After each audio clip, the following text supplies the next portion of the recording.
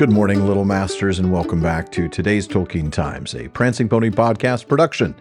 I'm the Man of the West. It's time to get week 76 underway with another Middle-earth Map Monday.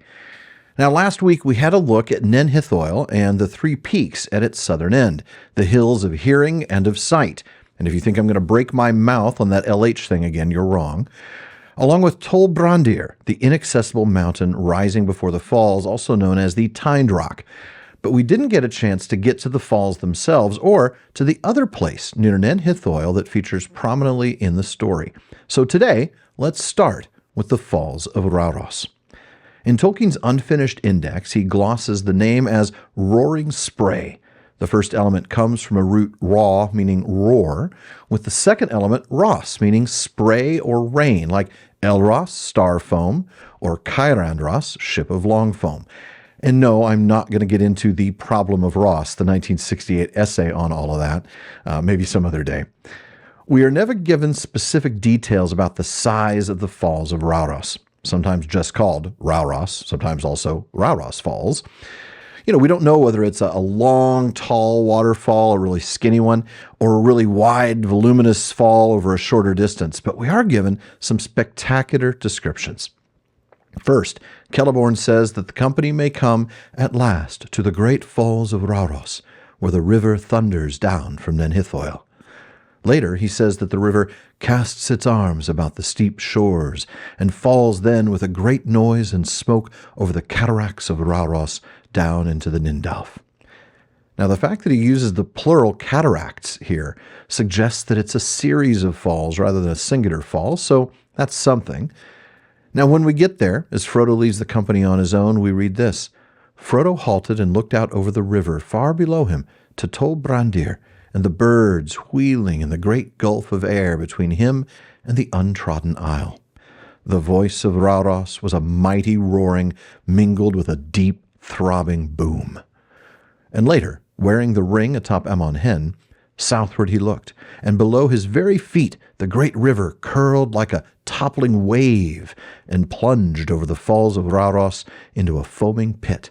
A glimmering rainbow played upon the fume. And then finally, as Aragorn, Legolas, and Gimli prepare to say farewell to Boromir, we read, as they went south, the fume of Rauros rose and shimmered before them, a haze of gold.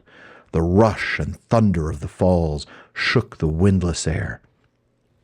Given these descriptions, and having seen several different waterfalls over my years, I'm imagining a rather wide, powerful, heavy-flowing series of waterfalls across the width of the south end of Nen Hithoel. Yeah, the falls might be tall, but I'm imagining it to be more of a Niagara Falls type of flow than a Yosemite Falls, if you've seen both of those. Now, whatever it is, of course, it is impressive, it's beautiful, and it's impossible to traverse, which is why Gondor built the North Stair.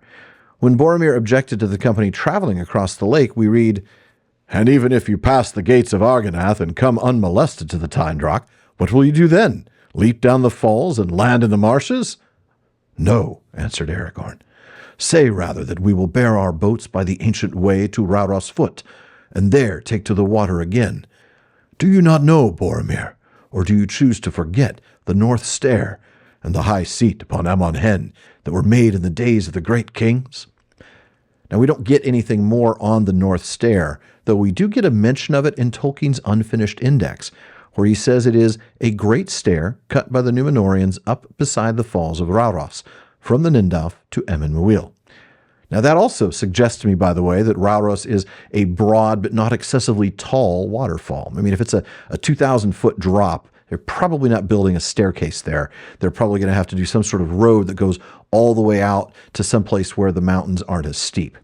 Now, just before one reached Rauros, on the western shore of Nen Hithoel, is the last place we're visiting today. Aragorn led them to the right arm of the river. Here, upon its western side, under the shadow of Tol Brandir, a green lawn ran down to the water from the feet of Amon Hen. Behind it rose the first gentle slopes of the hill, clad with trees, and trees marched away westward along the curving shores of the lake. A little spring fell tumbling down and fed the grass. Here we will rest tonight, said Aragorn. This is the lawn of Parthgallen. a fair place in the summer days of old. Let us hope that no evil has yet come here. The name tells you exactly what it is. Parth means sword. We also see that in Parth Celebrant, the field of Celebrant, while Galan is the lenited form of Callan, meaning green, like in Calanarthon, green province, or Las Galan, green of leaf. So it is a green sword. And since sword isn't exactly a word we use in everyday conversation, I'm just going to remind you that a sward is a grassy surface of land or turf. Now, this lovely place for a rest and a picnic is also watered by a nearby small spring, and it's surrounded by trees that go up the slopes of the hill. Recall, this entire region is in the Emyn Muil. It's the falling slopes of that range that caused the falls in the first place. And folks, that wraps it up for Middle-earth Map Monday. Join me next week as we move into Rohan. Now, I am likely to move back to Mailbag Mondays at some point, so if you have any questions, please email them to barliman@theprancingponypodcast.com, and be sure to let Barliman know your question is for today's Tolkien Times. To those of you who support the show on Patreon, thank you. Your support gives me the ability to invest the time and resources into producing, writing, researching, and recording these episodes. Now, if you're not yet supporting the show, please visit patreon.com/TolkienTimes. You can join the TTT Content Council to help me decide what I'm going to talk about each series, get a bonus episode every week, and more. And then join me again tomorrow on today's Tolkien Times for a new Tuesday series. Podcast listeners, please be sure to subscribe to the TTT in your podcast apps. For those on YouTube, please be sure to like this video and subscribe to the channel to get all the PPP productions as we eventually bring all 9 seasons of the PPP over here in video form, along with both seasons of the Rings of Power wrap-up and the 450 or so episodes of this show. Not to mention my new streaming project, PPP Plays. And be sure you're following @PrancingPonyPod on Blue Sky, Twitter, Instagram, and TikTok, and the Prancing Pony Podcast on Facebook. Finally, Ms. Faramir says, go with the goodwill of all good men.